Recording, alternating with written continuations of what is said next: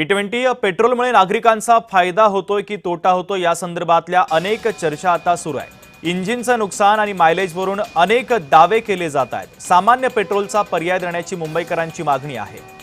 तर या संदर्भात नेमकं मुंबईकरांचं म्हणणं काय आहे, मुंबईकरांना काय वाटतंय याचा रियालिटी चेक केला आमचे प्रतिनिधी जय पवार यांनी। पाहूया। E20 पेट्रोलमुळे तर प्रॉब्लेम होतोच आहे। खूप प्रमाणामध्ये गाडी बंद पडते, एव्हरेज देत नाही। तर काय आता 2023च्या नंतरच्या गाड्या त्यांना काय प्रॉब्लेम नाही, पण आधीच्या लोकांचा पण काहीतरी विचार केला पाहिजे।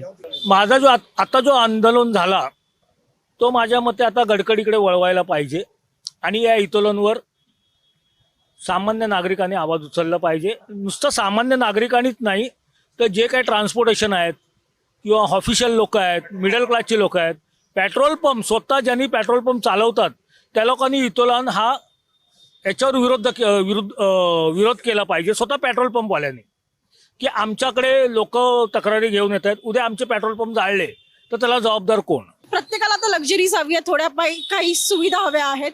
तर त्या पद्धती जर बघता मला असं वाटतं की थोडंफार मध्यम वर्गांकडे लक्ष द्या आणि नक्कीच सरकारला विनंती आहे ही की प्लीज थोडेसे भाव कमी करा आणि जितक्या चांगल्या पद्धतीने तुम्हाला चांगल्या सोयी देता येईल सो प्लीज तो त्यांना द्या।